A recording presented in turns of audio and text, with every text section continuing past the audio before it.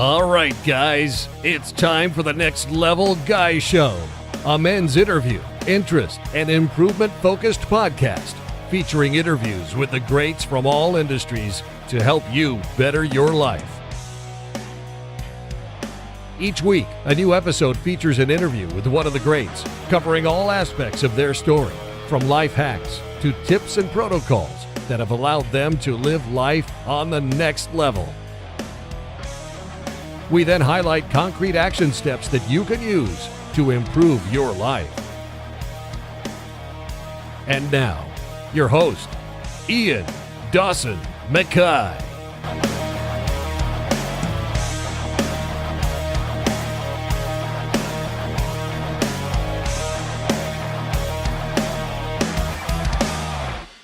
And today's guest is Dr. Temujin Tan. Temujin grew up in Montreal and had a very worldly upbringing.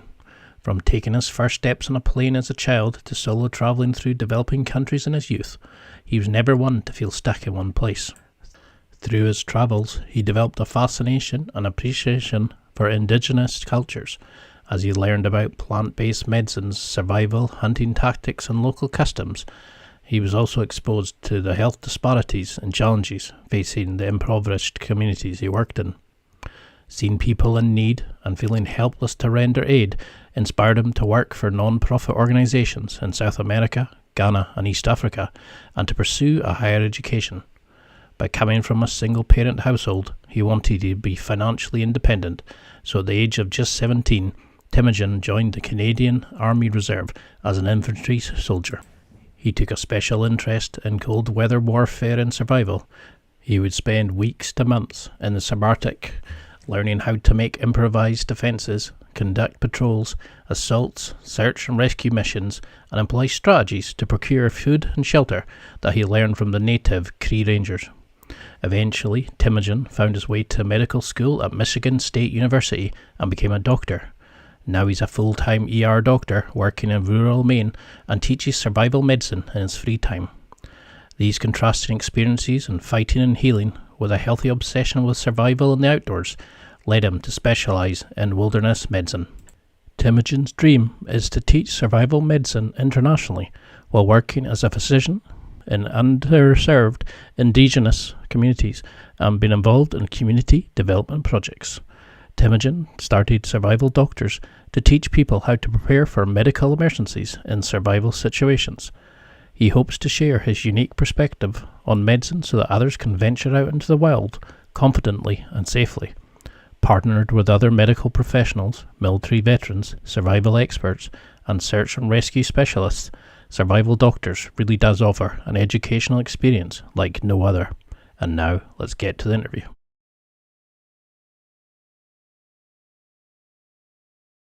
Thank you so much for coming on. It's an absolute honour to have a superstar like yourself who's saving lives, changing, educating the world on survival medicine. But how would you introduce yourself? Because you've got such a unique, amazing job. I often undersell myself, so I'll give you my best. My name's Temujin Tan. I'm a doctor, veteran, and I love everything survival and everything related to resilience and teaching your families how to be resilient and to love the outdoors. I love how you can turn that into a soundbite. There's so much to pack in there. I mean, you've worked in the military, you've worked in medicine, you've been on the amazing TV show Alone. But what was your own personal journey you'd like towards medicine? I read somewhere that you spent a bit of time sort of touring when you were younger, seeing sort of developing countries and treating people, etc. How do you think that kind of shaped your viewpoint on medicine? Because we have a very arrogant viewpoint in the Western way of what medicine should be and how it's treated. How did, on the ground, treating people actually shape your understanding of medicine, how it should be run? I think I was very fortunate to stumble into the field of medicine and I would even broaden it and say to the realm of healing and helping people. Because really, I did stumble into it. I wasn't the person with the best grades. I probably did have some ADHD as a kid. And the only reason why I started to do better in school was because my cousin went to an awesome college and I thought like he had a cool uniform and I just decided to pick up my grades because of that. But I started going on adventures, solo adventurings internationally. And one of the, I think, the best ways to do it as a young person is to not only do something out of your comfort zone, to explore, to go on adventures, but also to give back to communities while you're doing that. So I was very fortunate to get the bright idea of volunteering for micro infrastructure projects at a very young age. And I was doing that in East Africa. I was doing that in South America and multiple places around the world. And it was nice because your introduction to those countries wasn't like your tourist locations. You were literally put with a host family, worked like a dog for 12 to 16 hours a day to either build a school, dig a well, clean up areas of massive pollution. And you really got to know the people there. And I think the really profound changes that happened in my perspective was seeing not only the different living situations between different nations, but also the different perceptions of what happiness is, what family is, and what health is. Because I felt like there were very, very different in perceptions in those particular fields.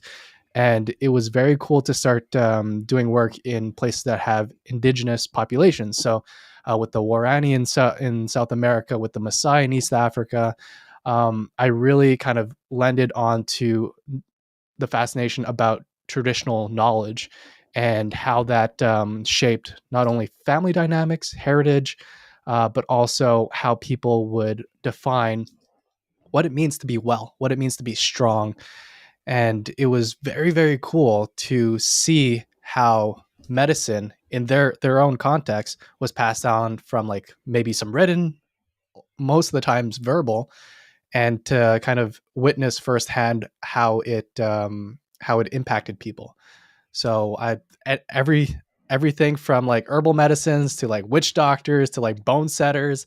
And it was only after I actually pursued a career in medicine that I understood what the bone setters were doing. So these are people in East Africa who, no matter what type of ethnic background you're coming from, what tribe you're from, you go to this particular ethnic group and they knew how to reset your bones. And they were basically doing primitive casting. And the way that they were doing it, the way that they were pulling on bones, not much different than our orthopedic surgeon, not much different than what I would do in the ER. And it was just fascinating to see that connect from those different origins of information.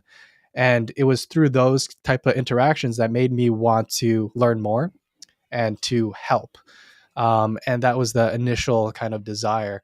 So again, it was finding that interesting thing, that passion, that dissonance between the people who didn't have a whole lot, who needed a whole lot, and wanting to do more. And that kind of set me on a path of my own education, my own training, and kind of the style of how I like treating and what I like preparing for. You've got some backstory. Like we were saying as we started the call, there was about 9 podcasts I could think of just on you alone. And I think that's something that was really interesting, was how people use the earth, the environment, to treat them.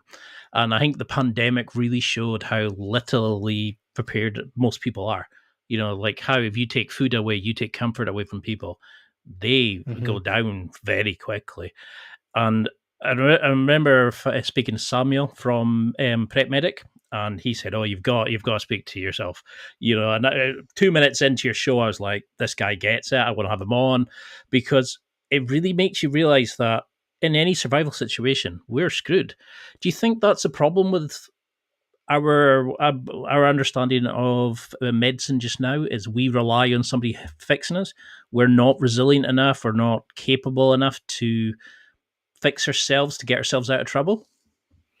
I think innately, most humans have that resilience deeply seated in them. I think the difficulty is these days we don't give ourselves the opportunity to unleash that resilience. It takes something in our life, whether it's a tragedy, family passing, financial like disruption, or just a loss of resources to really bring that out of you. Especially, I would say, especially if people are counting on you. That's where I think humans shine, is when you put someone through some kind of travesty, and then knowing that that person is responsible for a kid, their partner, and see how that person shines and how that Yeah. person evolves in a very short amount of time with little to no training.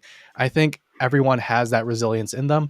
And I think having an opportunity to unleash that, to cater to that innate capacity, is something that needs to be kind of fostered in our everyday community. Because what is our rite of passage in North America as an adult, as a man, as a woman?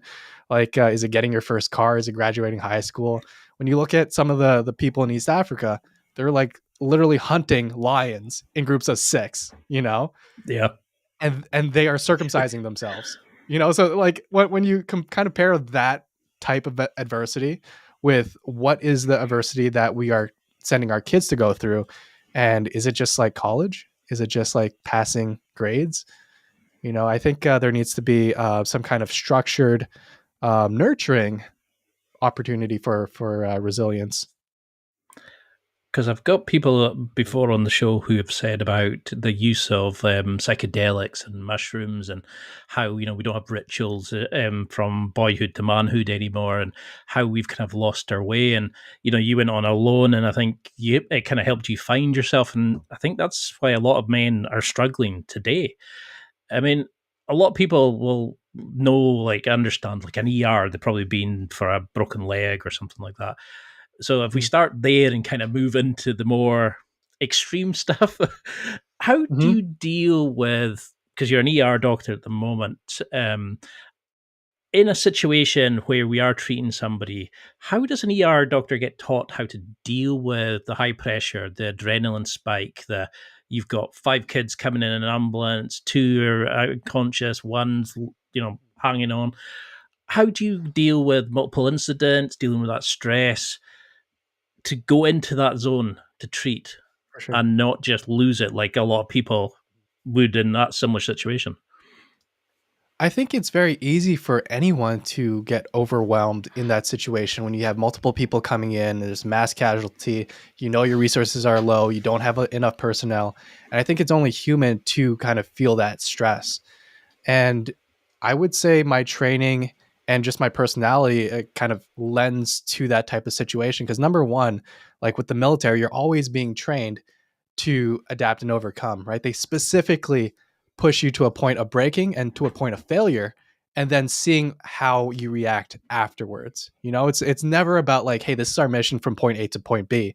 It's like, as soon as you step off, it's all going to shit. And what are you going to do as like a lowly private when your captain gets shot, when your sergeant gets shot, and when your corporal is kind of spazzing out, and you're literally the person last of the stack going into a close quarter combat situation? And how are you going to then lead like a small section of 8 to 12? The military does that really well, at least in the Canadian Army, where my training's from. And that's kind of like my context. They really train and force like people as low as a private to maintain and to step up to that leadership role if all else fails. I think that training was very instrumental. And at the same time, like I said, I wasn't a smart person growing up. For the most part of my life, I was stumbling along the way. And what I admire now, going through all of it, was my kind of my willingness to fail, my willingness to kind of go head first into something, not knowing if I was doing it right, not knowing if that was the right direction for me, but just to do it and to figure it out along the way. Because when you give yourself that opportunity to fail fast and to learn fast, I think that really helps you when you get into situations like you're in the ER and you may not have all the options or answers right away, but you know that you can calm your mind down enough to think about what's exactly just a foot ahead of you, stabilize that situation, and then have the chaos settle just for a moment to have a little bit of a plan 2 steps down the line.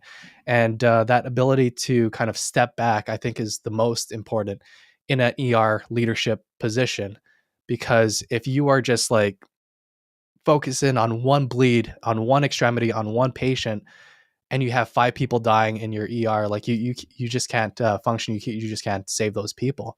So your ability to kind of put out fires as they go and to almost do this rapid meditation is super, super important. One of my mentors taught me how to meditate in the ER of all places. And I think that has been something that I applied to multiple different aspects of my life as well. Because that's something you notice, so like, is if you're in a hospital and there's tons of people who have trained and all that, it's fine. You see somebody fall and knock themselves unconscious in the street, or majority of people just stop and look. Even worse nowadays, people get their phones out and stuff. A lot of people are looking for someone else to take control. They're looking for a more adulty adult, as I said in The Simpsons one day. What has that taught you then about working your time in these sort of remote places, about using the resourcefulness, using your kind of falling back to your training, taking charge? Is that something you can teach somebody how to do that? Because some from Prep Medic, he was saying, to be fast but methodical. Do you utilize that kind of teaching while you're like treating, say, out in a trek or things like that? What's a way of thinking about treating while you're outside of an ER situation? So no matter where you are, the way that one dies is very, very similar. Like the physiology doesn't change, the science doesn't change. I would say even more so, whether you're like a medical student, a nurse, or anyone in the medical field versus someone who is, let's say, in a stack, whether you're in the military or if you are on an expedition with one medic with you. It is so important for that medic to pass on that knowledge as they're going, because if he gets injured or she gets injured, then that whole team is at risk.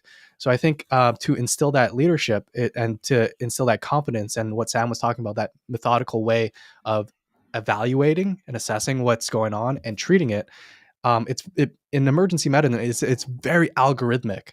So if you, let's say, for the tactical combat casualty care guidelines, it goes through like a March algorithm. So the things that can kill you very quickly, and you're basically remembering the words March, and it's associated with like massive hemorrhage, airway respirations, and circulations, and hypothermia, hypothermia.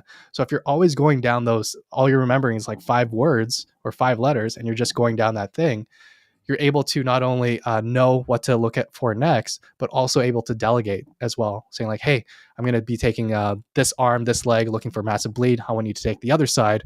You're doing your sole responsibility is to look around the head and face and make sure the airway is open, and then kind of moving down that algorithm. So I think it's very feasible for people to learn how to do that, and to run through enough scenarios where they are comfortable leading and delegating those tasks, because that's what I do, and that's what I teach for my in-person training for survival medicine. We learn the basics, we learn the proper sequence, and then we just run scenarios over and over again. And the cool mix is that, okay, yes, you save someone's life, you stabilize that injury, but rescue is not coming. We're on an expedition, we're deployed, rescue is not coming, or at least like days out. How do you manage your environment? How do you manage your team so that your scene is safe enough to continually monitor and continually care for your patient? So that's kind of like the step 2 of survival medicine. It's not only the medicine part, it's the survival part. And I think those 2 skills are required if you're thinking about kind of end of days or really, really bad situations where you lose access completely to healthcare. Because I think a lot of people are watching like Fallout and these kind of shows just now, and they're assuming that, yeah, you put me out there, I would cope, no bother, I'd be doing this, I'd be doing that. And fine well that they'd be going out and get themselves electrocuted, they'd be eating contaminated foods, they'd be drinking, polluted water and stuff like that within 5 minutes. It's almost like the ego leads rather than common sense in these situations. Do you think it's that where you find a lot of the actions? People look at the sexy side, in air quotes, of saving and survival skills, but we don't actually look at, like, a lot of it's just created by stupid actions.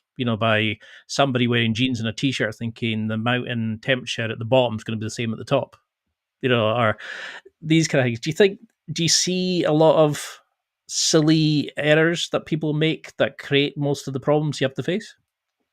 I would say both on an acute and also on a chronic level as well. So in the ER doctor, we definitely get our young males who touch snakes, get bit, or go on a trail where they're not supposed to, fall in, break something, or even worse, fall into very cold water, get hypothermia, and drowned. So we've all seen that both in the context that I'm working in now and when I was working in Ontario on a peninsula. So we definitely see people putting themselves into danger with bad ideas and ill preparation and ill training.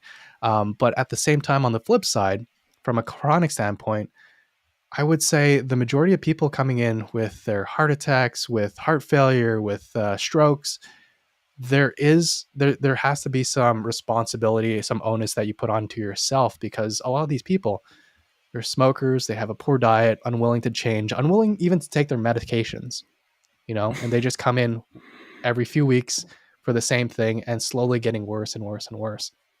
So I think um, it is kind of there is some responsibility to the person getting injured, but also in these situations, especially on the chronic side, there is a lack of resources and education in those communities as well. So that's almost like a systemic issue too.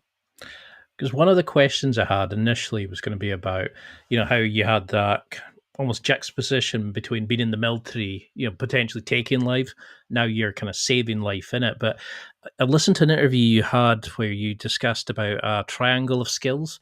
So it's like medical skills, taking, like the survival skills, but also the kind of killing skills, like kill food and etc. Do you think we need that combat skills, medical skills, and survival skills to kind of future proof ourselves for potential disasters, pandemics, and things like that? Is that something that you think all men should be kind of adopting now in a kind of rituals as they grow to be prepared for what could come?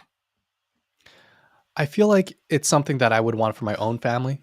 It's something that I know that would be that would enable them to be incredibly well-rounded and useful, not only to our family but to our community members, our neighbors.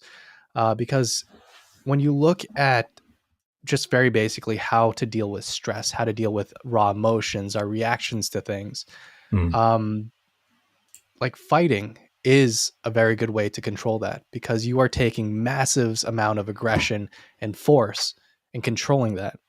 All the black belts you see out there, all these high level fighters, when you talk to them, they have to master a sense of inner peace that a lot of people who don't do that type of things, who don't have that type of discipline, are just incapable of doing without going through that training.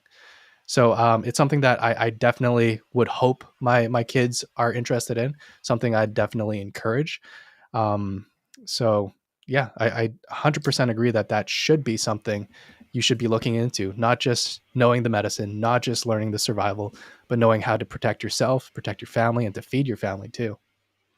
So in terms of like education, I mean, it's most people think I've got a first aid kit, that's enough.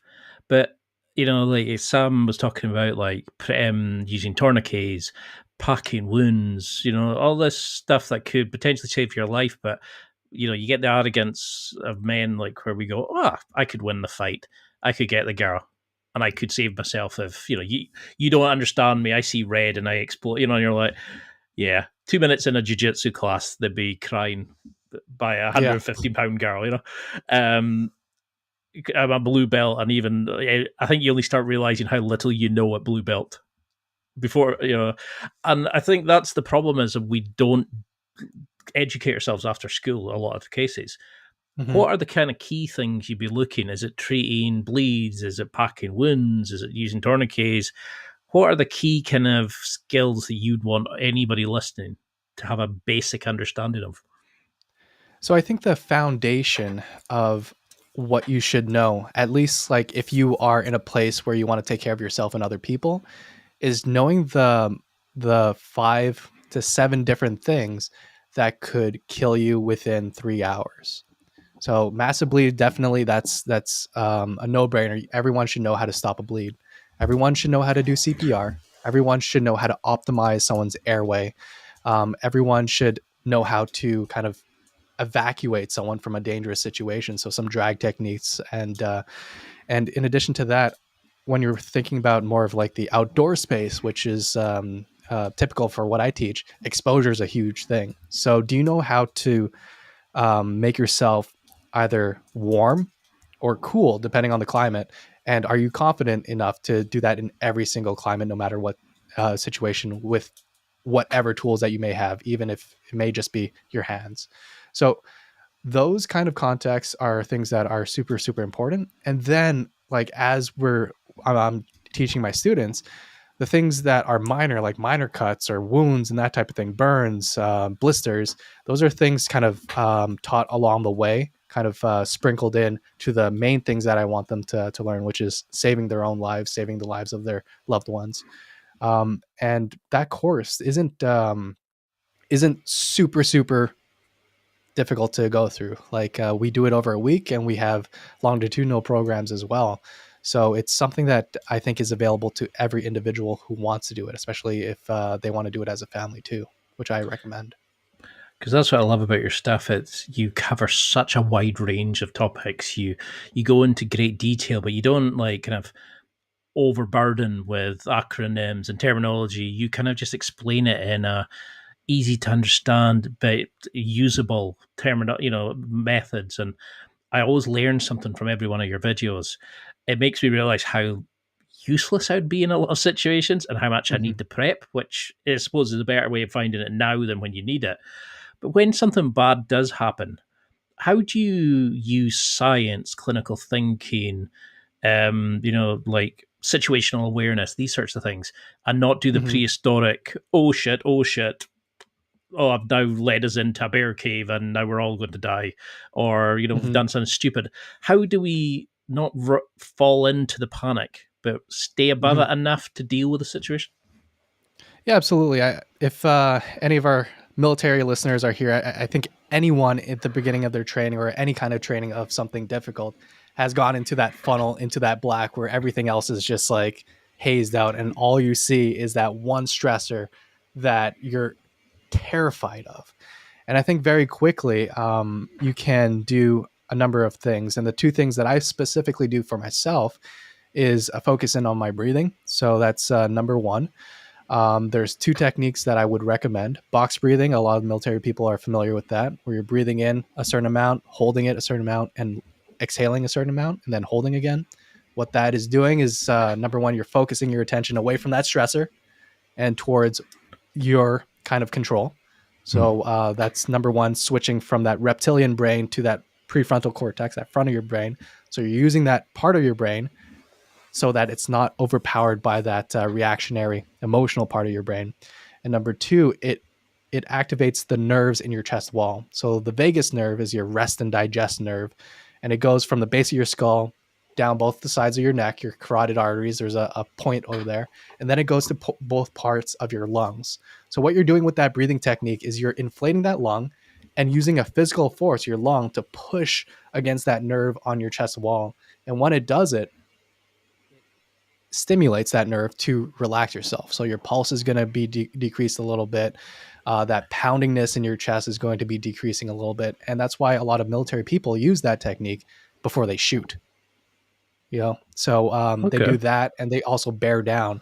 So bearing down, again, the vagus nerve goes all over your body, including your gut.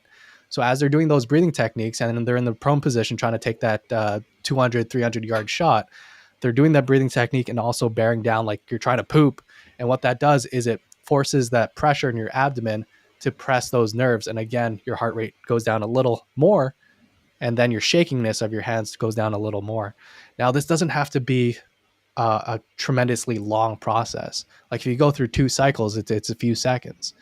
Another kind of thing that I do, and again, this kind of lends towards my mentor, who said, hey, this is how you meditate in the ER within like seconds, and it's such an amazing thing to do, because it is very scary when you see a kid a few months old kind of purple and gasping for air. And it doesn't matter how trained you are. That is a scary situation, because it is such a sad situation. That person's going to be passing at such a young age, and you are the only person to intervene at that point, Yeah. So one of the things that he did teach me was, again, Catching your breath. So that just reminds you to go through those breathing situations. And as you're going through that, you're just like, okay, that's my first thing to do, my breath. Getting your footing. So plant your feet nice and firmly, and maybe not lock out your knees so you get some good blood flow back. And that is just a reminder to almost touch into your sensation part of your five senses. So you're feeling what your toes feel in your shoes onto the ground. And the third one is touching in with your heart. Just acknowledging how fast your heart's beating. Is it pounding between your neck, between your ears? And then very quickly realizing, or kind of putting into the forefront of your brain, of why you are there, what motivates you, why you are there to save lives. It might be, hey, I got to be this brave because my kid is that kid on the table, So just quickly getting into a reason. And as you go through all of those three steps, you are training your mind to attend to what you want it to attend to, instead of being reactionary to whatever that stressor is. And the more you do that over and over and over again, the more control you have over your own attention, the more control you have for your own emotions as well. And that's what every kind of person in a stressful job, and to be honest, anyone who has stress in their life, should be trying to do. I love the way you look at it. It's so reassuring, and it's kind of, it's not just, oh, you have to do this 30,000 times. There are ways to treat it. And I was doing that with like feeling my toes in my shoes and try to like feel myself and like bear down and kind of really, just be in the moment. Because I think sometimes our minds are always wondering about the jobs, the work and situations, but a lot of times it's the misinformation we're taught. We're told we have to have 2,000 calories a day to survive. But there's people around the world on much less than that who thrive and succeed. Mm-hmm. But we're not used to being a wee bit, we're not used to not feeling hungry. We're not used to having regular drinks and ice and, what are really the baselines for problems? And what are signs of where does it go from discomfort, from dehydration, from malnutrition to actual problems? For the lazy versions of the men who barely go outside, we get the food delivered to the door. How do we realize you're just hungry, to, okay, you need to stop, you need food, you need water, you need shelter, whatever it needs to be. In regards to food, that's like way down the line. You can survive quite long. And if you've never seen the show Alone, just watch it and see how people survive months on like 200, 300 calories a day. You will not die from starvation in that short amount of time. So people go weeks with that low calorie state. So I would say important things to know are kind of like, again, moving back to the priorities of like what can kill you within 3 hours. And that's either issues with oxygenation. So whether the environment doesn't have enough oxygen, whether your organs aren't getting enough oxygen because you're having a heart attack or a stroke, or you're bleeding out, and regulating your temperature. So that's why temperature regulation is so important, because even if it's too hot or too cold, that can be a thing in and of itself that can kill you within 3 hours, or ballpark around 3 hours. So I would say the things to look out as telltale signs you're going towards that bad place is your heart rate may be fast. So we're talking about, if you're a regular male, kind of our age, is it going above 120 beats per minute and you're just not doing anything but sitting? That could be a problem. As it goes higher and higher and higher, that might signal that there may be stressors in your body. Homeostasis, the balance is off. So you might be severely dehydrated. You might have a very bad infection or fever. Another kind of good one to know is like lightheadedness. When you stand up, do you feel like you're going to go night night like immediately? That kind of tells me that there's not enough oxygen going to the brain. That tells me that your brain may not be functioning correctly. So just knowing those two kind of signs like is very simple for a lot of different things. Like it can be present in dehydration, it can be present in heart attacks, it can be present in heart failure. You can be getting dizzy and imbalanced because you're too cold or too hot.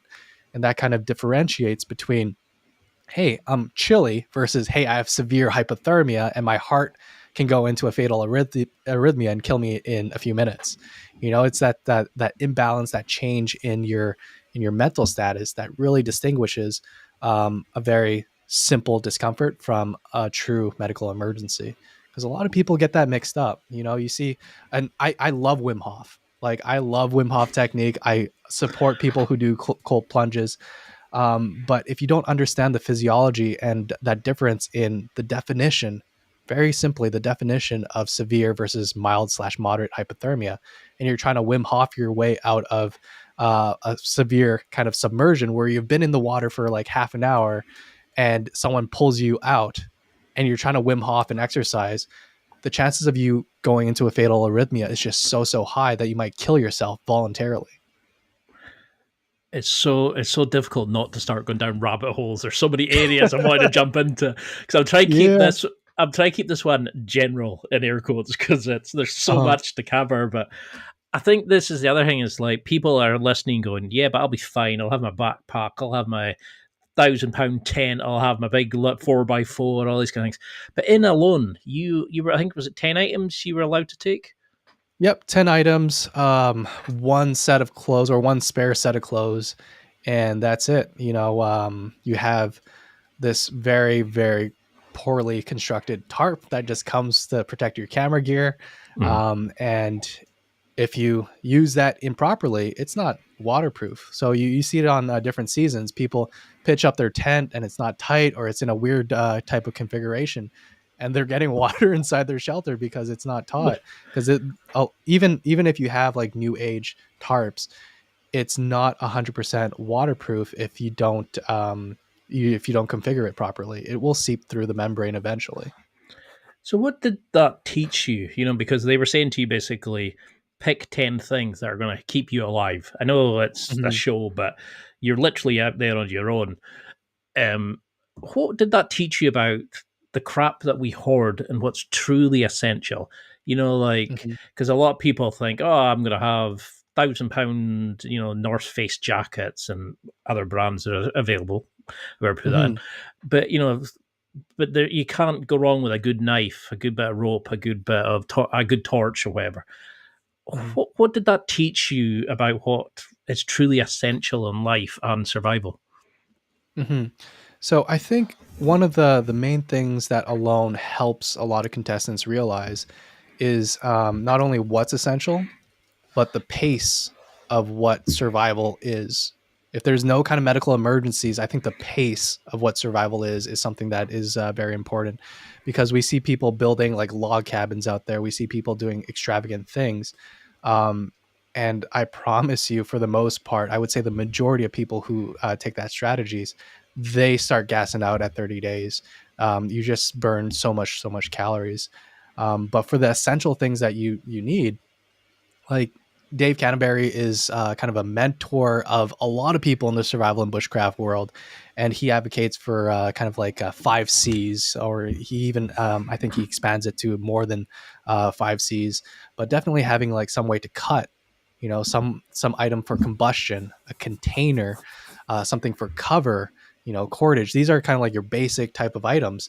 But when you break that down even further and you start building your skills, because a lot of the time you start with equipment, right? You start with things, you learn how to use it. And then I think the natural progression for a lot of people learning how to manage themselves outdoors is they move from bushcraft to primitive living skills. So how do you make your own cordage? How do you make your own blade? How do you make your own containers? How do you make your own shelter? And once you start getting comfortable with that, you soon realize how to be very effective using your hands. So the majority of the wood that I processed on Alone Season 9, I did with my hands. I did not use my axe because I knew how to break it with leverage without the same amount of calories. So if I was using my axe, I was doing like maybe 2 or 3 notches and then snapping it by hand using leverage. And the majority of my shelter, I didn't use like a saw or anything fancy. In fact, I didn't really use my axe at all to build my shelter. A lot of it was just rolled moss and almost making a quincy out of a moss. And my shelter was almost 2 to 3 feet thick, so it was a ton of insulation. And you start to kind of realize that it's not just the tools that you need, but the categories of things you need to master, so that if you don't have those tools, you know how to make it very quickly. Because I think that's going to be a podcast on its own. We have to go into just about your time in Alone. But what did that experience teach you, about not just about yourself, but also what we truly need in terms of like, personal hygiene, sleep, Mm, exercise, company, connection to the world. Because there's the worldwide pandemic just now on loneliness. Majority of men say they don't have a close friend that they can talk to. There's a spiraling rates of suicide in men. We don't mhm. feel like we have a purpose, etc. And yes, you can have a purpose when you're trying to save your friend, etc. But for those who are actually feeling alone in the kind of more the mentality section of it, what do we truly need? Do you think to survive, to flourish as men, and to Mhm. survive the world? I know it's a grander question, but Yeah. I think the one thing that really made an experience like Alone unique was seeing how your mental resilience, your spiritual resilience, could be fostered or broken in that type of situation. I think the one thing that I would say I learned that was fairly new for me was knowing how to make those connections, those relationships, without actual people there. And I think that was very challenging, because a lot of people leave there because they're lonely, they're missing their family, their wife, and so forth. Um, but I think one of the things that I found really, really life changing for me out there was not only focusing on things that I was grateful for. I think gratitude is something that is so powerful and under practice in our day to day life, but having an effort to see where connections can be made.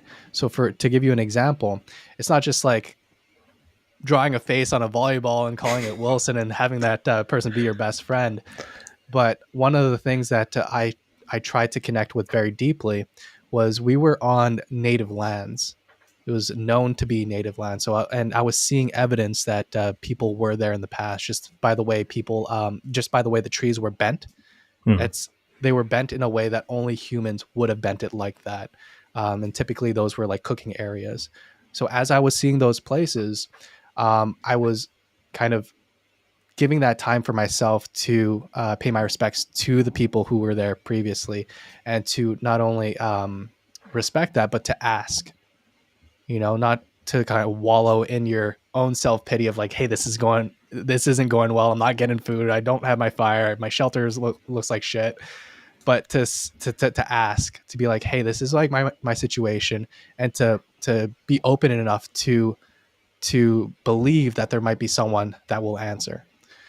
And what that does is, as you are focusing your attention into that one problem that you may be having and putting it out there, when you figure out a solution, or if the universe just presents a solution to you, that level of connection that you feel to something that is outside yourself is just like, I can't even describe it properly, because it almost feels like a spiritual experience. It feels like someone has your back.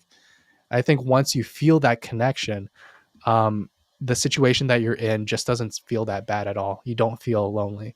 So when I was out there, I was talking to the ancestors. I was talking to my grandparents who were passed. I was talking to friends who have passed at a very, very young age. And when I went to bed, I never felt lonely while I was out there. I felt incredibly supported. I felt surrounded, and I felt like tomorrow had opportunity, even though I didn't have a whole lot of calories in me, even if I don't had a whole lot of resources. So the combination of changing your mindset into the positive through gratitude and appreciation, and to finding those connections, whether it's with spirit of the woods or your ancestors or anything, verbalizing that and putting that out into the universe, I believe creates relationships where they may not be one, but it almost tricks your spirituality and your brain into feeling like you do. And I think that was the key for surviving long term. No, that makes a lot of sense, and I mean that's truly amazing because there's a lot of people just now who feel disconnected because they've broken up with a partner, social media, they don't really have true friendships and stuff like that.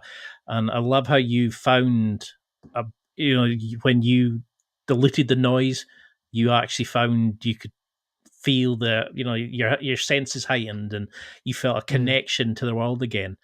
Do you think a lot of men should do that then, to go out? Because a lot of guys can't sit still with their thoughts. We have to have their phone to distract. We have to be doing something, going to the pub, drink, drugs, whatever it is, to hide the noise, to hide that inner voice. Do you think we all should need a lone challenge where we go out and reconnect ourselves to whatever spiritual, metaphysical connection it is to the world and the environment? I definitely encourage people to do something like that. It doesn't have to be as extreme as putting yourself in the middle of nowhere with 10 items, but it can be as simple as putting yourself in an empty park.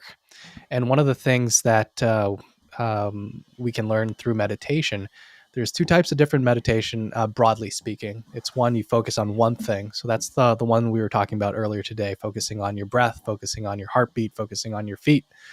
But the other version of meditation is just focusing on everything and letting everything kind of be in that space and being okay with it. Though the one thing that is very prominent in people who struggle with anxiety, mental health, depression, is they tend to ruminate and repeat things over and over and over again in their mind, especially before you go to bed. But one thing that can be helpful is to almost imagine that as a movie that you're watching. And you can't really press rewind, you can't press replay, and you're just letting it play into its natural progression and letting the next thing play. And when you're kind of doing it like that, especially in an environment that maybe nature, maybe not, but as you're absorbing all these little things, kind of train your attention to go out further and further. So it might be starting with a thought from a bad day, your boss yelling at you. You're just replaying that in your mind. And as you're replaying it, as it kind of naturally concludes, what is immediately in front of you? What are you seeing? What are you seeing beyond that? What are you hearing? What are you hearing beyond that? And as you go beyond and beyond and beyond, what you're doing is you're, again, training your attention in a different way. And as you are able to train your attention, that's where the majority of people who are incredibly resilient shine, because they can control their attention and their focus like masters. It's time for a quick break. There are millions of potential products to buy, so how do you know which ones are worth your hard-earned money? Simple. You go to nextlevelguy.com/affiliates and explore those that will transform and improve your life. You'll find deals, listener exclusives, and special offers with some great companies. Recommendations are 100% honest and only on items Ian has tried or believes in. The companies showcased will make you a better man in all areas of your life. Simply go to nextlevelguy.com/affiliates and level up. Because it's definitely, I was trying not to start taking notes there, because I struggle with like OCD, rumination, and I can relive a situation over and over again, and it's like you're carrying around your own mental prison. If you can't escape there, the prison between your eyes kind of situation. And I think that's something that you cover a lot on your videos. It's the survival psychology as much as the survival skills. You can teach somebody how to pack a wound, etc. and that. But if their head goes down the second they start sulking because they're hungry, etc., how do you build that growth mindset? Because I think you use a lot of positive affirmations. You've talked about I am. You've reconnected to the wilderness, etc. How do you connect a purpose to keep somebody going, to keep them positive? Is there a way to break this rumination, negative mindsets? Like, is the one thing I think would be, not all kind of ruminations and kind of thoughts that may be invasive are solved by distraction. Sometimes you just got to go through it. And one of the things in that second meditation strategy is you're literally accepting, like, hey, this is the thing that is haunting me, and you're letting it play, and you're allowing that to play, and you're allowing yourself to feel whatever you feel for that. But the second step is to kind of allow that to pass as well. And sometimes it's hard to see what comes after it naturally passed. What that when that scene ends, do you just press the replay? And it's so hard not to press that replay, especially if something that is traumatic. And that's why it's so important to practice. And it doesn't have to work all the time, but to practice seeing and focusing on the thing that's right after that. So it might be another thought. It might be the sound that you hear in your bedroom, a buzzing, the Wi-Fi sounds, all these little things as you're training your focus. And I think the second thing that's super, super powerful, find a way to do the hard thing for someone else. Whatever hard thing in your life is, whether it's coming out of depression, quitting a habit, if you can relate that hard task to someone that you find more important than yourself. And for a lot of people who are challenged with mental health, they feel like they're the bottom of the totem pole, you know? They feel like they're the last thing. They don't even feel worthy of life, you know? Mm-hmm. If you can find that one person that you just want to give everything to have a better life, to have a better relationship with, to have a better outcome, and make all your efforts about that, that's how a lot of people, both in kind of our everyday living, but also in survival encounters, when we talk about these incredible feats of survival, like the plane crash in the Andes with the rugby team, once they made it about their teammates, once they made it about God, once they made it about something above themselves, they were able to find a source of power that they didn't even know existed. So finding those relationships, spending time to say, how can I do this for someone else? Instead of saying like, how can I stop thinking about this? How can I get over this? Like, how can I, like, who's that person who might be hurting from, let's say, an addiction, me being depressed all the time, me being anxious, me having OCD, like who would benefit the most from that change, and make it about them. Once you make it about someone else, you typically do see some headway. That's a great insight, because we get so focused on our own shite, we forget about the people we're trying to help, or like to get help them out of the situation. Does that link in then to your philosophy about making failure as your favorite hobby? To go out and fail, to make it enjoyable, to fail as much as you can, and not look at it as a bad thing, but look at it as a learning experience to kind of, well, that's just another way I've figured out how it's not going to work. Does that kind of link into that kind of mindset, do you think? I think the positivity and the I am statements, and for people who are listening to this episode or to me for the first time, the I am statements is basically everything that comes after I am, make it very, very like pertinent that it is positive, because anything that follows I am follows you. And I think, I forget who said that, but that's something that stuck with me for a very long time. So if you're always down on yourself, that's where your focus is going to be. But if you give yourself that kindness, you start seeing the world in a different light. And that's super, super important to change your direction, because knowing all your faults can be helpful in some contexts, but always saying that you're a piece of shit and things aren't going to go your way is not going to help you. And that's something that I could guarantee. Like, you've seen people who've done that and they never really get their break, because their only focus is on ways things can go poorly. Once you switch your self-talk, once you switch your perspective, and once you focus on what's that one thing that I need to do to succeed, your only focus is on the next thing that might be your answer, instead of all the things that can go wrong, because all the things that can go wrong isn't necessarily going to give you the right solution. It's not don't completely ignore it, but don't let that be the thing that controls your life. Oh, there's so many things I want to just keep jumping in and going, what about this? What about this? We got to do another couple of these. What do you think then that, because like a lot of people just now thinking, okay, I can get a first aid kit, I can learn how to pack a wound, etc. But a lot of us would not manage going up 5 or 6 flights of steps, but they would not manage to go a trek of 2-3 hours in a hot, conditions, etc. How do you build the performance chassis? How do you train so that you are fit and healthy to walk, but you're not like super muscular and burning calories just by existing. Mhm. But you're not completely useless if you had to lift a tree or whatever. How do you build the survival chassis to live so when you do need it, it's there? So I think for this answer, I'll give you kind of like a two-step. The number one, like, it always comes back to your mental resilience, because your mind and heart is the thing that will force you to command you to take that first step forward. And it doesn't matter if you are jacked. You see these people drop out from the SEAL team all the time. These people coming in as high performing athletes, and they're washing up within the first week of training.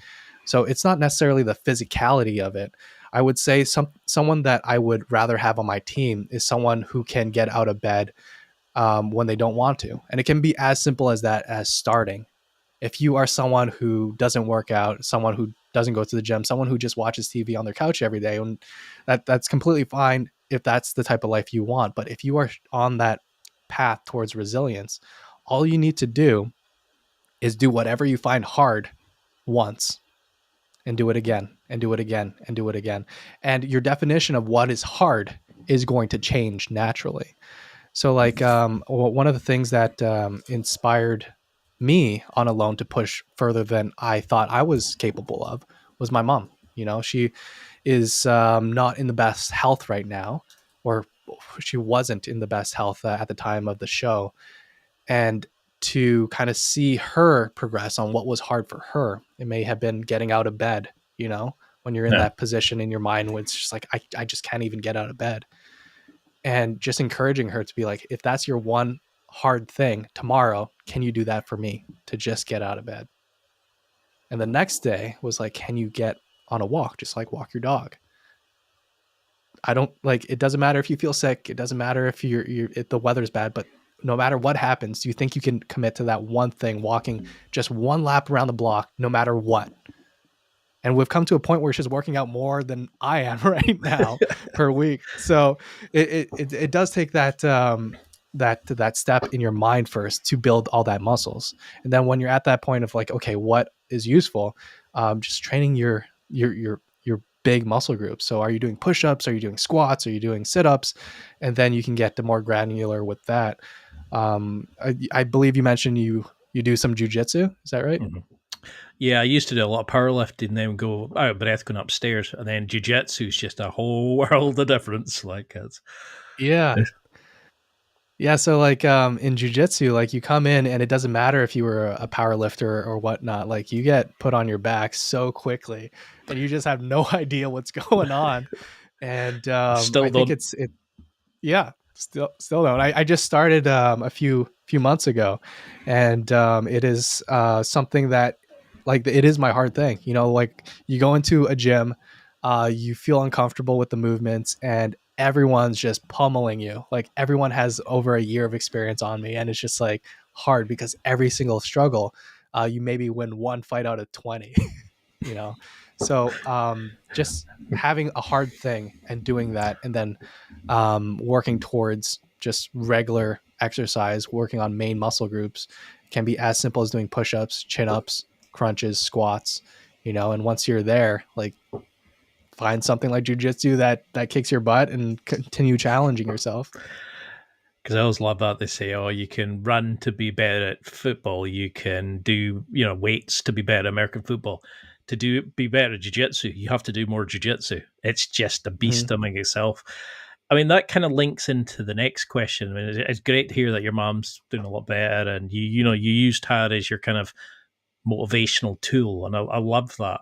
And I love how beautifully you've talked in other interviews about your mom, etc. But a lot of us think of survival as we're out there, plane crashes in the Andes, like you were talking about, that something bad happens. But we could have another pandemic where there's limited food. Mm-hmm. Would you want people just now to learn about growing vegetables? Like even if it's just have some cherry tomatoes and peppers, because I've got plants through there growing. I started doing jiu-jitsu because I realized that nobody's coming to save you sometimes if we're all trying to steal food from each other. Or, I've started going cycling because you realize you might have to go a long distance. what are these kind of, you know, in the military, I think they talk about bang out bags. So it's like Mhm. the kit you need for when you're going out. We used to have pandemic boxes during, the pandemic, obviously, where my parents had dry foods that they could rotate around and stuff like that. Would you build like a first aid one? Would you build food to prep for it now? Are preppers doing it the right way, or are they going a bit OTT in your opinion? So I think the spectrum of what a prepper is kind of very very vast, Yeah. and I think the heart of it, the sentiment of it is in my opinion something that I would want to replicate in my life, at least being prepared with food, with medication, with your training, and your resources and your security as well. I think all those, and communications is also a really important one, but having all these little facets and slowly adding into your family and your household is super important. um, you were mentioning about like bug out bags, and should people have bug out bags, should people have like a food cache, and it is as simple as in Maine over here. We're in the US, we're in Maine, and the power's out for like 4 days. Like, do you have a way to heat yourself? Like I Mhm. said, 3 hours without a normal body temperature can mess you up to a point where it can be fatal. So I think it's very prudent that people think about these things, not only from a survival standpoint, but like just as a living and resilient standpoint. Do you have to rely on government aid and some kind of um, National Guard service if the power goes out? It can be as simple as that. And some people are in a point where they're struggling so much that they have to go to their neighbor's place, go to their parents' place, and so forth.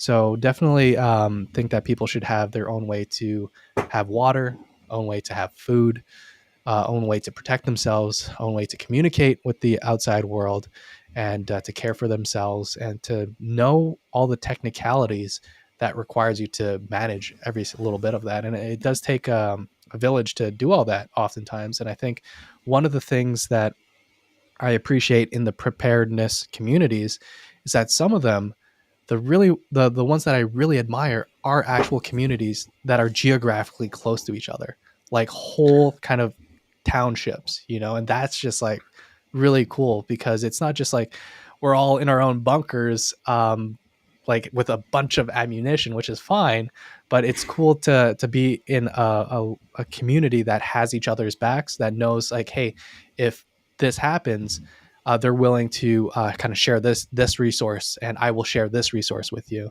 Yeah. It's that is such a power. So I do think at the end of the day, it's not only being prepared in your own family unit, but also encouraging your community to be supportive of what you're trying to do as well. And I think my wife works in public health, so it's interesting to see that they are starting to focus on these like programs to help people be more prepared. And we're talking about like preparedness for like nuclear strikes and that type of stuff. So it's like very, very like, okay, if the government's thinking about that now, then we definitely should be thinking about how we could be more prepared.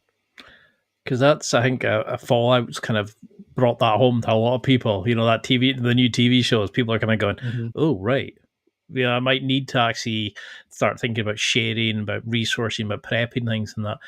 Mm-hmm. Do you find then that that's something that we should be introducing our kids to now? That, that they have a healthy respect for nature, for how food's grown, for how, how we kill animals to live off them, to butcher, just to kind of give everybody that understanding that we hope it never happens, but we want them to be aware of it, have a healthy respect for the outdoors, but they can thrive in it if they need to. Yeah, I think that's super important, and it's not only about a respect. I think it's the flip side of it is the gratitude for it, because a lot of kids growing up, they just don't really care what happens, and how their food is made or brought to them. And I think that's very sad, because a lot of the times in this industrialized kind of world we live in, our needs are negatively affecting the rest of the world. And it might be local and it might be international as well. So I think having that healthy respect and gratitude for how food is made, how food is obtained, and how hard it is to grow something just for like a few calories. I think that's something that I wish on every family. So, what would you say then to people who are listening who we hope it never happens, but how do you plan for trips? How do you plan for stock rotation, and how do you build it into habit for checking these things, making sure the first aid box isn't contaminated, that the stuff's ready to use, stuff's in service, etc. How do you make this part of your life so that if the worst does come to it, that if you're in the car and you go off the road and you have to walk 10 miles or whatever, how do you plan, like, for the weather, for the conditions, for sea stuff that might not, you might never happen, but how do you get as prepared as possible? So I think wherever you are in your preparedness journey, if you do not know how to manage life-threatening things right now, it doesn't really, the other things kind of fall secondary. So I think everyone starting on this journey should start with that. What are your basic needs as a human being? And what are the things that can kill you? And can you intervene? And do you have the stuff to intervene for those things? And afterwards, you can start talking and kind of sprinkling in things like food security, like and also like water purification is going to be a big one as well. Do you know how to purify your water, or are you relying on well water? What if that's contaminated? Like literally just down the street, the well system got contaminated a few years ago, and that cut off the water supply for like dozens of homes. So do you know how to purify your water? What's your secondary source? So I think starting should be the life-threatening things, and then slowly tagging on things that you may find an initial affinity for, whether that's gardening, whether that's hunting, whether that's communications, because that's something that I think is very, very underutilized and undertrained as well. Do you know how to work a ham radio? So all these things are super important, and there's so much out there that you can spend decades learning. But if you don't know how to save your life in the moment, I think none of the rest matter. If you can't save your own kid's life, if you can't save your own partner's life. Because that's something I did notice is you've got this, you're disgustingly happy with your partner. I like you talk so beautifully and romantically about her on your Instagram, etc. But we can save ourselves a lot, a training up thing. How do we keep on top of the education, the learning, the teaching? But how do we encourage our partners to care? Or how do we plan in our preparedness for them if they're maybe not as interested in it? Do you find that kind of, but you make them, like you were saying earlier, having them as the person you want to help, that helps you? So I think, so the question is like, how do you get someone who may not be as interested in preparedness as you are? So that might be your kid, your partner, your friends. And I think it does take some tact to this. So and it's going to be different for every individual. For my wife, she's like a city person, and she has her specific needs. So like, are you able to make an experience kind of something that would be desirable by that person? So for me, we're going camping this weekend. We're going out to it's a rustic camping site. So we're kind of coming in like 2 or 3 miles hike. She's carrying her own stuff, but her thing is like, okay, what do you want? What do you need to feel like this is going to be a positive experience? She needs to be warm. She needs to have coffee in the morning and wine and good food. So that means like, if your only barrier is to do those things, then do those things to the nth degree, and keep doing those things so that it's an ease in. And I think the number 2, especially when we start thinking about having kids, is what are the things that they value outside the actual activity? Because oftentimes, whether it's doing military stuff, tactical, whatever, what are the values that you want to instill into your kids, into other people? And can that experience kind of resonate with that end goal? So if you say like, hey, I want my daughter to be confident, I want her to be independent, I want her to be not scared of things that she might not be able to control. And I know that if we do this thing that's a little uncomfortable, that she would be able to develop those things. I think you would have your partner on board for that. And if you're trying to Um, if it's just you and your partner, it's like, okay, what are the things that they wish they had in themselves? Sometimes your partner tells you like, oh, like I really admire this about you. And it may be the thing saying like, can I share that skill? Can I share that value? Can I share that resilience with you through this? And I'll make it awesome. But I think this is one way we can do it. I love that. I love the way you look at it. But I mean, I love how in your social media you give a lot of thanks to your wife, and you talk about how she's completed you and she makes you feel happy, and she's your why almost. How for very single people like myself, how do we Mhm. find somebody like that? I mean, unless she's got a sister, I'm screwed. But how can we find our version of that so we're not Mhm. alone? And yes, I hate myself for using it like that, but Yeah. So I would, number one, I would encourage everyone who's in that position, because I've definitely been in that position multiple different times in my life. And I think it was over time. Are you the person that you want would want? So be very, very honest with yourself. Are you that person? And if you're not, my first step to recommend to you is, what does that person look like? It might be a financial thing, it might be a physique thing, it might be a education thing, a training thing. If you are not that person, as a man, can you make yourself into that person? And I think 9 out of 10 times, if you don't have an incredible disability, and even if you do, are you that person, and are you willing to be that person for the person, for that like love of your life, So hmm. if you kind of do that, if you kind of image in your etch in your brain what that person looks like, what they are like, what their values are, how they make you feel, and say, am I willing to lose weight for that person? Am I willing to do this, that, and the other for that person? And if you are, you'll find it a lot easier to attract that type of people. And it can be as simple as going to a Facebook group and being like, Facebook group for camping or Facebook for preparedness, and saying like, hey, I'm practicing this thing this weekend. We're doing it as a group, and then just basing it off of interest. But I feel like a lot of people aren't necessarily honest with themselves in kind of realizing they may not be the person that your person is looking for yet. Hmm. And I would say yet. I think we all want what you guys have. You seem made for each other, and I think just that level of happiness is what we're all searching for, rather, Mm-hmm. and we all feel alone in the that mental sense without somebody like that, because humans are like social animals. But Mm-hmm. you talked at the end of Alone how you spent ages in your kind of feed up stage at the end, writing out because you had tons of thoughts and ideas and realizations about the world. What did that teach you then? And how did it, coming out of that now, how did that change you in your understanding of what we need to do to survive? Apart from her, hiring a great survival skills coach, funny enough, I know somebody that I'm going to highly recommend. What do you think it teaches us about being better men, about being better fathers, providers, but just interacting with the world in a better way? What kind of reflections did you take from the show?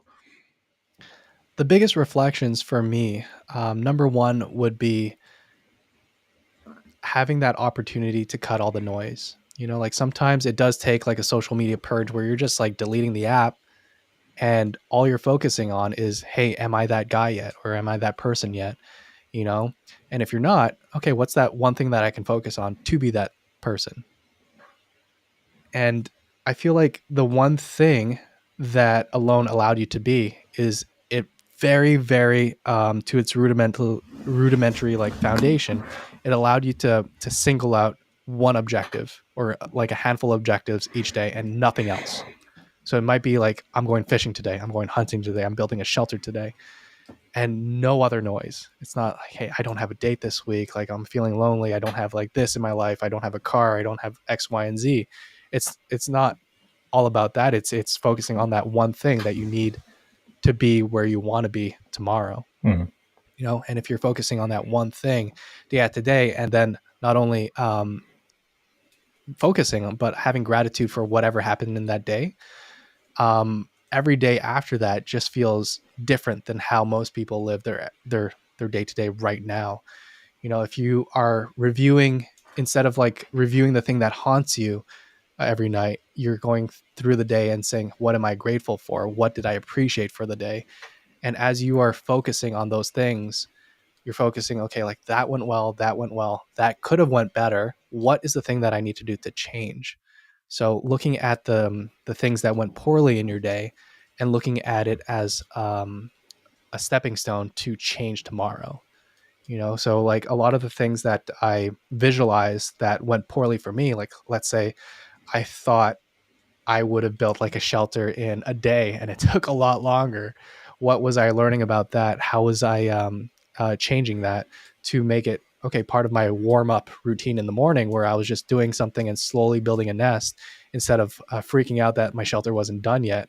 And I think when you're doing that and being kind to yourself, it just puts you in a very, very different mind space than if you are focusing on the negative. I think I love the way you look at things. There's so much I want to unpack and go deeper, and I think we're just touching the surface. I'd love to have you back on. I know we're sort of tight for time today, but if somebody's listening, and I hope there's a lot of them, what would you want somebody coming to you in 6 months, 6 weeks, whatever it is, and they said, I listened to you on that podcast and I'm now doing XYZ, whatever it is, 3 to 5 things, whatever it was. Would you want them growing vegetables, doing jiu-jitsu, learning survival skills with you? What would you want to see if somebody, and how would they review their progression in that sense? So what I would hope for everyone listening to this is the ability and the confidence to save your own life, to save someone else's life, and also the peace, whatever it may be. Find something that brings you peace and that you're excited about learning, and start there. It can be gardening, it can be livestock, it can be hunting, but we want to kind of gravitate towards those things and build those things off of the least amount of resistance, and having that bolster every foundation that we have in the preparedness kind of space. So if you come to me in 6 months and you want to learn more survival stuff, if you want to learn more medical stuff, amazing. But I want to check in on you. What is that one thing that you discovered over that time of training that gave you peace, that gave you ambition, that gave you curiosity? And let's talk about that, because that's something that I would love to hear, because I'm always looking for ideas to encourage and inspire my own future family, because everyone's going to be a little different. And with our advances in technology, like 20, 30 years from now, it's going to be a different world for sure. Because I think this is why it's great that you've decided to create a course, that you're putting this kind of education out there, that this isn't something we're taught anymore by fathers about how to chop wood, how to shave. We're doing it through YouTube videos. We're doing it through like friends. We're learning about sex education sometimes by friends and stuff like that. We're no longer having that connection, the handed down rituals, etc. And you're giving out these amazing tidbits. You're doing courses, and I think you're a must follow for people to learn, not just as how to survive themselves, but how to save others, how to help others, how to grow. So that if the worst does happen, you're there, but you can also look after yourself and connect better and become better men by doing it. You should be super proud of the work you're doing, but what would you want people to take from this? How would you want them? Before I get you to come back on, we'll do one on alone, survival. Oh, there's so much I won't cover. You have no idea how excited you make, like just listening to you makes you. But what would you want people to take from this? It's a sort of general summary of connection, survival, however you want to sum up this conversation, because we bounced around a lot. Yeah. I think the one thing that I want people to take from this is do the hard thing, do it once, and then do the other hard thing a second time, and just keep on doing it. And don't be scared of failing. Embrace it, anticipate it, and you'll find yourself in a much different place in a week from now, in a year from now, and you'll be so grateful that you just took that first step. So don't be afraid to fail and do the hard thing. once and again and again. And this would be a cracking point to sell. Like, have you got courses coming up that you think people should undertake? How can we kind of connect with you to start learning the skills? Will there be stuff on remote? Like, what do you want the evolution of your brand to be, and how can we start interacting with you in that? Follow that journey, but also level up our survival skills. Mm-hmm.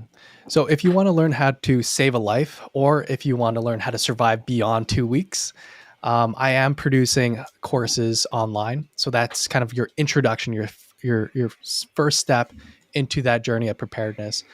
You'll be getting live lessons from me at least once a week.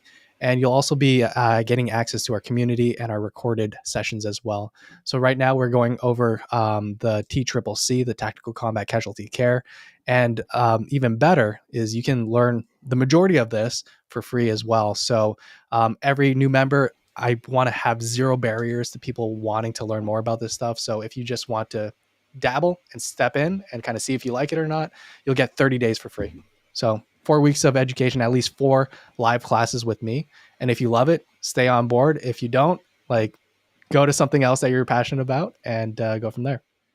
And I think you'd save so many lives just for the free classes, but your content is amazing. You give so much out for free that I can imagine the stuff you put in the course would be life-changing. I would highly recommend anybody listening to sign up. But how can we then follow you on social media? How can we find you on the World Wide Web? How can we connect with you? Until I can get you back on, because we've got to do another one. But how would you want people to connect with you in that first instance?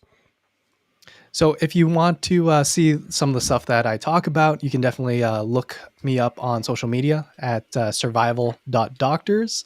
That's plural. And if you want to step in and just drop into one of our live classes, you can find us at survivenow.online/lifeline. And you'll be getting that invitation for some free lessons. And one thing I did want to know was you lost, was it 68 pounds while you were on a loan? Yep, 60 something for sure. What was the guilty pleasure you had after? What was the thing? Was there something that you craved, that you like, sweets, ice cream? We all think we'd have certain things, but we all have this unique taste that we go for. What was it for you that you just couldn't wait to get to? So there's one sub that I used to eat every single week for 6 years. That was at this little Greek place at the corner of Rachel and Esplanade in Montreal. And it was the first thing that I ate when I came back to Montreal. I literally had my sister drive in the opposite direction of home to go to the sub place. And I looked like a homeless, disheveled person. And the owner actually gave me $30 worth of food for free because he thought I was homeless. And it was the best experience I had in a long time. I went back when I was in full weight, and I gave him a poster because he didn't believe that I was on a TV show.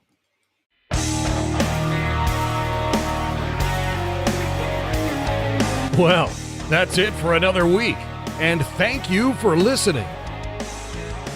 It's now time to take what you've learned and use it to develop and enhance your life with the key points mentioned. Listen, try it, embrace it, use it, and crush it. Now's your time to hit that next level in your life. If you liked this episode, then please leave a comment on the show notes or a review of the show on your podcast platform. Everything helps evolve the show. Until next week, keep seeking the next level in your life.